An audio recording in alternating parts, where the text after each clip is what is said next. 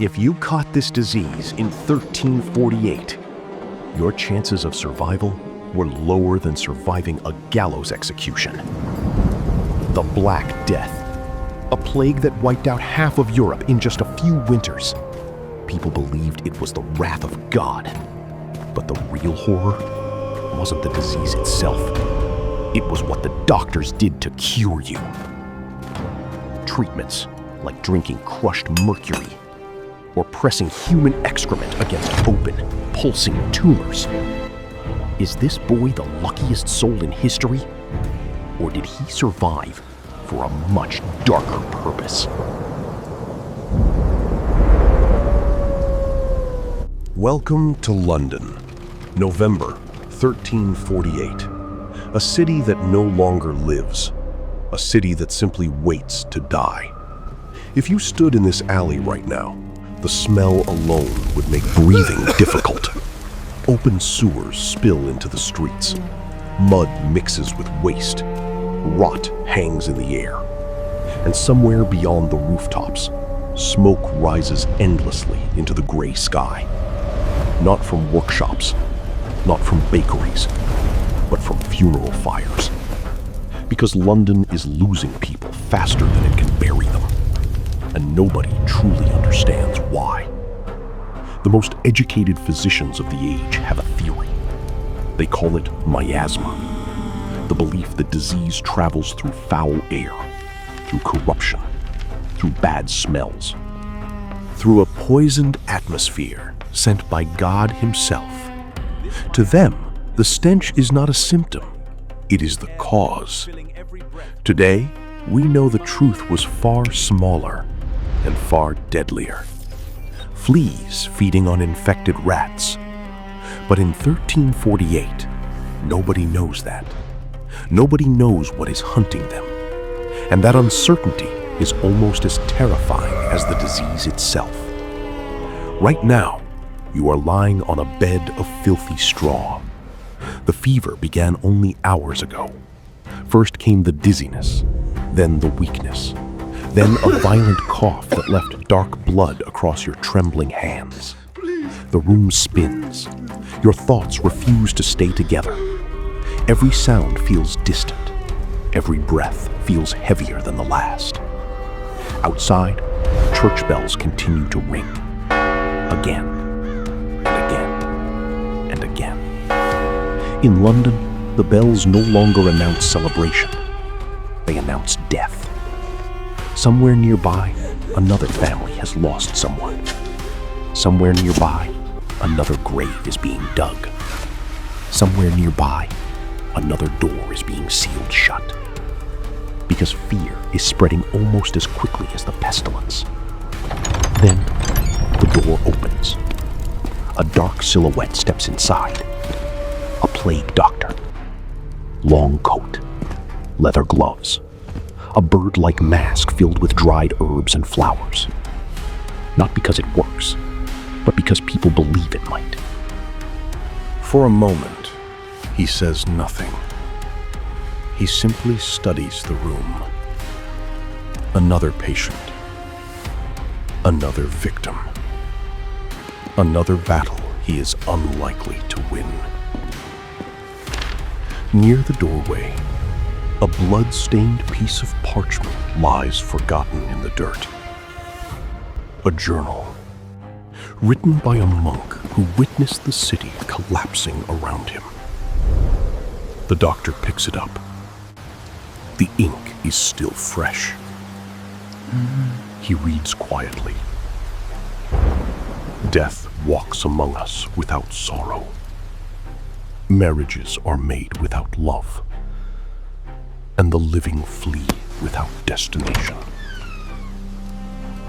The words linger in the silence. Because they do not sound like prophecy anymore. They sound like a description. Outside these walls, London is changing. Markets are empty. Neighbors disappear overnight. Entire households vanish within days, and for the first time, you begin to understand something terrifying. This disease does not care who you are. Your wealth does not matter. Your family does not matter. Your plans do not matter.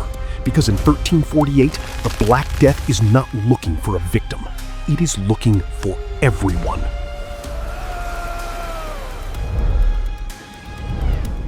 Whatever entered your body has stopped hiding. The sickness is no longer a fever. It is becoming visible. Beneath your armpits, deep within your groin, the flesh begins to swell. Hard, hot, painful. The people of this century call them buboes. Dark tumors filled with corruption. Black swellings that seem almost alive beneath the skin. Some grow to the size of eggs, some larger, and every movement becomes torture. The rough fabric of your shirt brushes against them, and pain explodes through your body. Historical accounts from 1348 describe a terrifying pattern. Once these swellings appeared, many victims would be dead within days. For countless families across Europe, this was the moment hope disappeared. Breathing grows harder. Your vision drifts. Every cough feels like shards of glass scraping through your chest. And somewhere inside the fever, you begin to understand something. Death has already entered the room. It is only deciding when to collect you. But the people of medieval Europe are not ready to surrender. Because according to the medicine of the age, the disease is not caused by bacteria, not by fleas, not by rats. Physicians still follow ideas inherited from Galen. The belief that illness comes from an imbalance of the body's four humors: blood, phlegm, yellow bile, black bile. If the body is poisoned, the poison must be removed. And that belief leads to one of the most common treatments of the age: bloodletting. A small iron blade, a shallow cut, blood flowing into a bowl beside the bed. The theory sounds simple. Remove the corrupted blood, and perhaps the body can recover. But the plague does not care about theory. The fever continues to rise.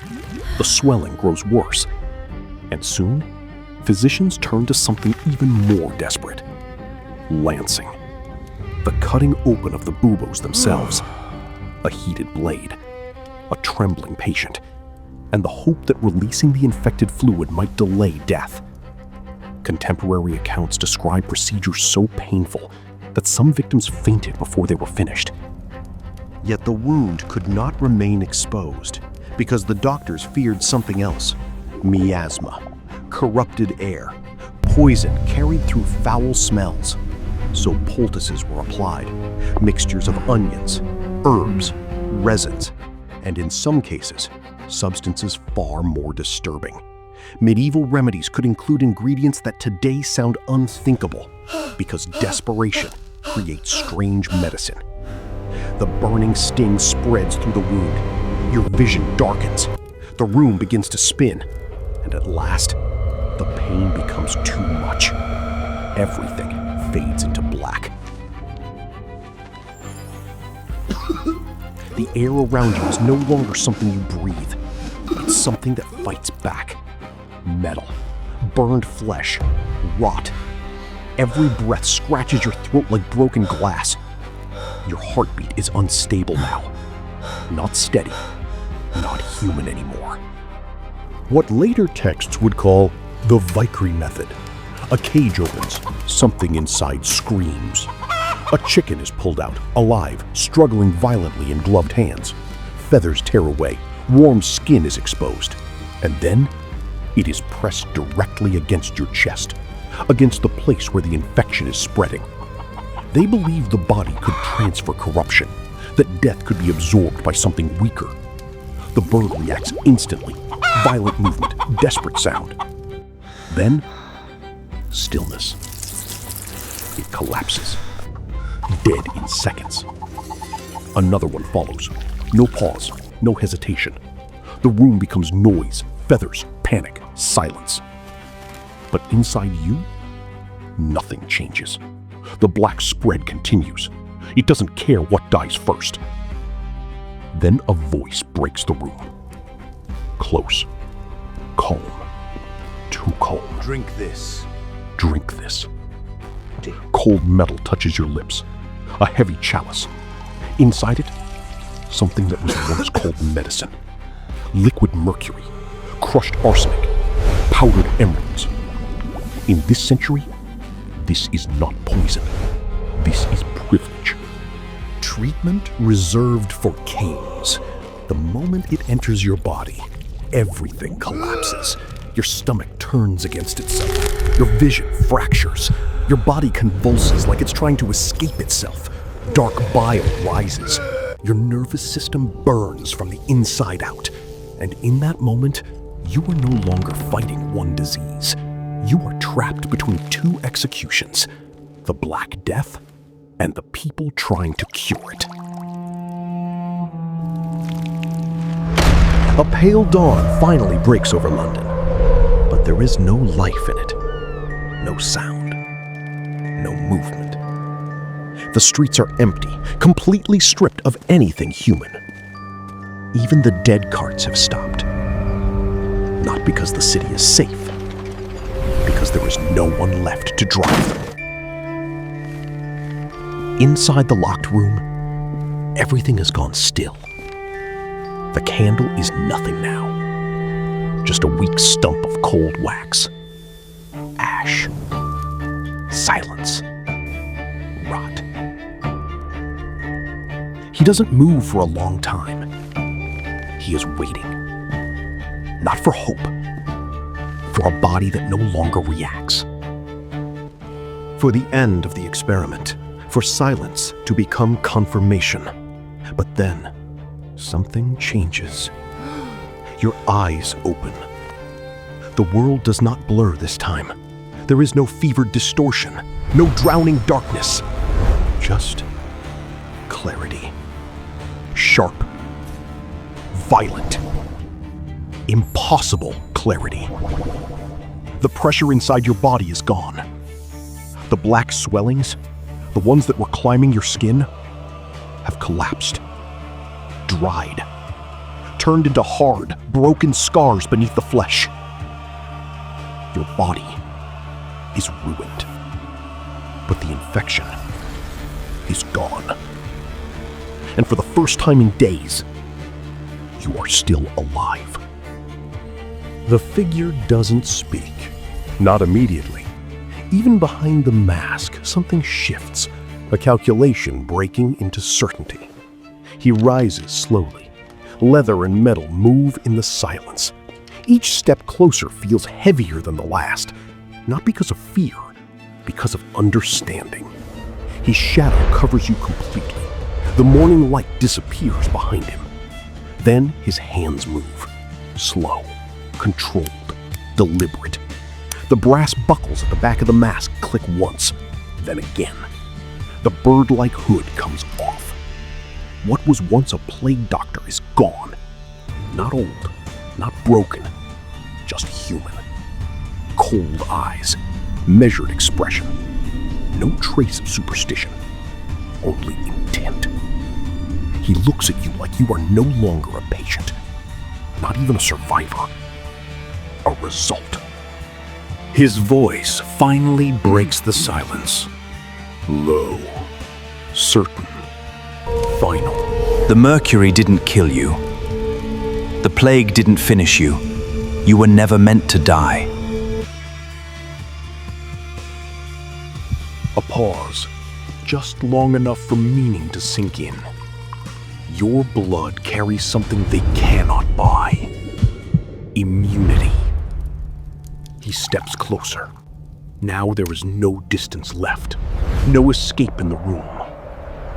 Only truth. The nobles across the channel paid for this. Not your survival. The reason you survived. Another pause. He watches you understand it. Slowly, unavoidably.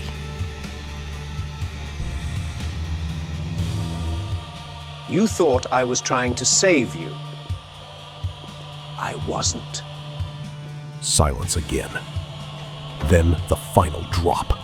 I needed you alive, so I could take what makes you impossible to kill. In the dark heart of 1348, survival was never the ending. It was just the moment the world decided what you were worth. Not as a person, not as a life, but as something that could still be used. Because in this city, death wasn't the only thing happening. It was being organized, measured, and turned into something valuable. You didn't watch a story about the Black Death. You stepped inside a system where even survival had a price. And the most uncomfortable part is this: nothing about it was chaos. Everything had structure. Everything had purpose, even suffering. If this is what one city looked like when it was falling, imagine what the rest of the world was doing at the same time. End of chapter.